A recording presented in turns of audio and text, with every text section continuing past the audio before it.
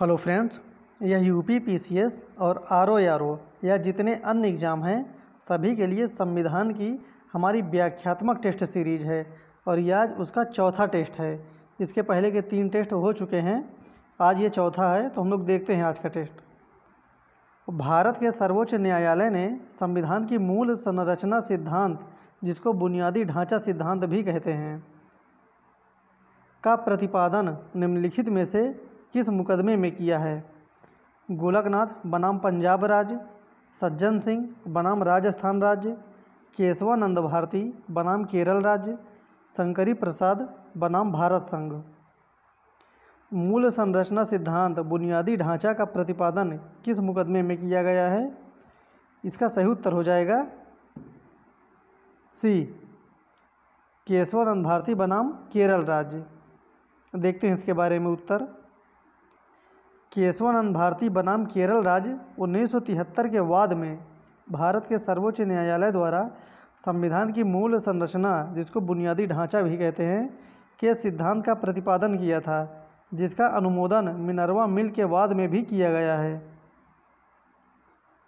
निम्न में से कौन एक राज्य के नीति निदेशक तत्व में नहीं है? ये शब्द ध्यान देना है, नहीं है। राज्य सुनिश्चित करने का प्रयास करेगा कि आगे बताना है, पुरुष और महिलाओं को समान कार्य हेतु समान वेतन, जीविकोपार्जन हेतु पर्याप्त साधनों का समान अधिकार, अस्पृश्यता उन्मूलन, काम हेतु न्याय संगत और मानवोचित दशाओं में रहें। इन चारों में से कौन सा एक तत्व नहीं शामिल है? इसका सही उत्तर हो जाएगा सी, अस्पृश्यता उन्मूलन। ये नीति निदेशक तत्व में नहीं है, ये हमारे मूल अधिकार में है। देखते हैं इसके बारे में। संविधान में मूल अधिकारों के अंतर्गत समता के अधिकार के तहत अनुच्छेद 17 में अस्पृश्यता उन्मूलन का उल्लेख है। निम्नलिखित में से कौन राष्ट्रपति के निर्वाचन हेतु निर्वाचक गण के सदस्य हैं? बहुत इंपॉर्टेंट प्रश्न है ये, निर्वाचक गण के सदस्य। नीचे दिए गए कूट से सही उत्तर चुनिए। संसद के दोनों सदनों के सभी सदस्य, राज्य विधानसभाओं के सभी निर्वाचित सदस्य, संघ राज्य क्षेत्र की विधानसभाओं के सभी निर्वाचित सदस्य, यह सदस्य सभी राज्यपाल तथा उपराज्यपाल। कौन सा इनमें से सही है? यहाँ देख सकते हैं 1 और 2, 2 और 3, 1, 2 और 3, 1, 2, 3 और 4। इसका सही उत्तर हो जाएगा बी, 2 और 3, 2 और 3। इसका सही उत्तर हो जाएगा बी, 2 और 3 राष्ट्रपति के निर्वाचक गण में शामिल होते हैं। राज्य विधानसभाओं के सभी निर्वाचित सदस्य, राज्य संघ क्षेत्र की विधानसभाओं के सभी निर्वाचित। राष्ट्रपति लोकसभा को कब भंग कर सकते हैं? भारत के प्रधान न्यायाधीश की अनुशंसा पर, लोकसभा की अनुशंसा पर, केंद्रीय मंत्रिमंडल की अनुशंसा पर, राज्यसभा की अनुशंसा पर। इनमें से लोकसभा को कब भंग कर सकते हैं राष्ट्रपति? इसका सही उत्तर हो जाएगा सी, केंद्रीय मंत्रिमंडल की अनुशंसा पर राष्ट्रपति लोकसभा को भंग करते हैं।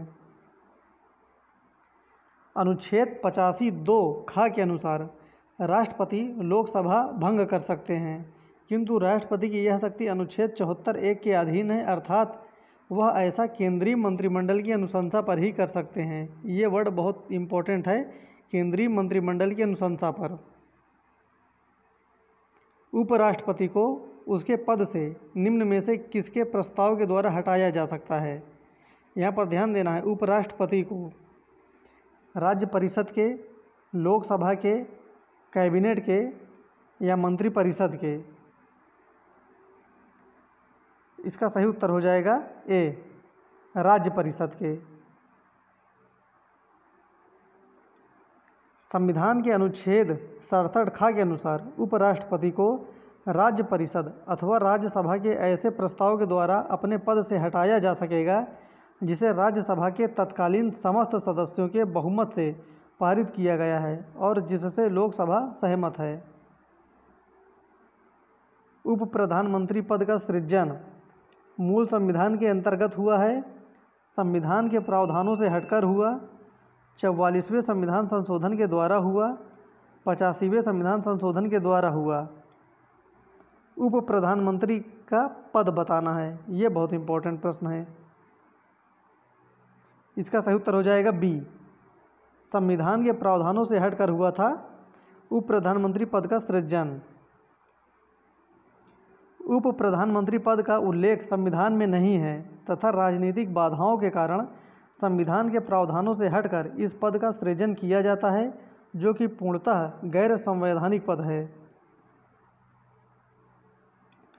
निम्नलिखित कथनों पर विचार कीजिए। भारत का महान न्यायवादी लोकसभा की कार्यवाही में भाग ले सकता है, लोकसभा की किसी समिति का सदस्य हो सकता है, लोकसभा में बोल सकता है, लोकसभा में मतदान कर सकता है। उपर्युक्त कथनों में से कौन सही है? इन चारों में से कौन कौन सा सही है भारत के महान न्यायवादी के बारे में?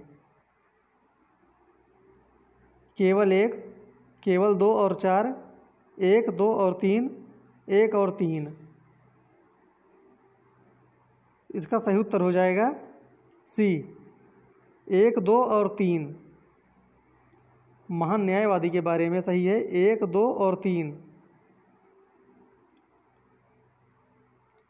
संविधान के अनुच्छेद 88 में अभिकथित है कि प्रत्येक मंत्री और भारत के महान न्यायवादी को यह अधिकार होगा कि वह किसी भी सदन में, सदनों की संयुक्त बैठक में और संसद की किसी समिति में जिसमें उसका नाम सदस्य के रूप में दिया गया है, बोले और उसकी कार्यवाही में अन्यथा भाग ले, किंतु इस अनुच्छेद के आधार पर वह मत देने का हकदार नहीं होता है। सिर्फ मतदान नहीं कर सकता है, उसमें भाग ले सकता है और बोल सकता है।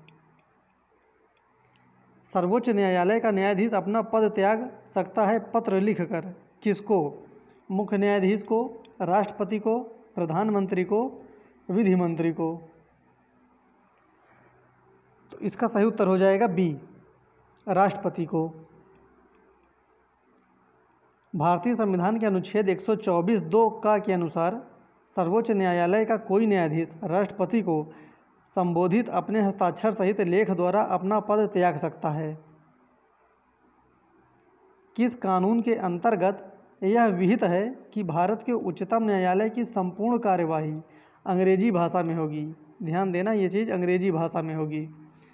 उच्चतम न्यायालय कानून 1966 द्वारा, भारतीय संविधान के अनुच्छेद 145 द्वारा, संसद द्वारा बनाए गए विधेयक के द्वारा, भारतीय संविधान के अनुच्छेद 348 द्वारा। किसमें प्रावधान किया गया है कि उच्चतम न्यायालय की कार्यवाही के लिए जो भी संपूर्ण कार्य होगा वह सब अंग्रेजी भाषा में होगी। इसका सही उत्तर हो जाएगा डी, भारतीय संविधान के अनुच्छेद 348 के द्वारा यह प्रावधान किया गया है। भारतीय संविधान के अनुच्छेद 348 में उच्चतम न्यायालय और उच्च न्यायालय, देखिए यहाँ पर दोनों चीज़ है, उच्चतम न्यायालय है और उच्च न्यायालय भी है, में और अधिनियम और विधेयकों आदि के लिए प्रयोग किए जाने वाली भाषा के संबंध में उपबंध किया गया है। इसमें स्पष्ट उल्लेख है कि इस भाग के पूर्वगामी उपबंधों में किसी बात के होते हुए भी जब एक संसद विधि द्वारा अन्यथा उपबंध न करे तब तक उच्चतम न्यायालय और प्रत्येक उच्च न्यायालय में सभी कार्यवाही अंग्रेजी भाषा में होगी। भारत में न्यायिक सक्रियता संबंधित है, ये बहुत इंपॉर्टेंट प्रश्न है, काफ़ी बार एग्जाम में आया है। प्रतिबद्ध न्यायपालिका से, जनहित याचिका से, न्यायिक पुनरावलोकन से, न्यायिक स्वतंत्रता से। इसका सही उत्तर हो जाएगा बी, जनहित याचिका से। भारत में न्यायिक सक्रियता जनहित याचिका से संबंधित है। तो इस प्रकार आज हमारे व्याख्यात्मक संविधान के चौथा टेस्ट सीरीज कंप्लीट हो गया है। फिर मिलते हैं अगले वीडियो में, तब तक के लिए धन्यवाद।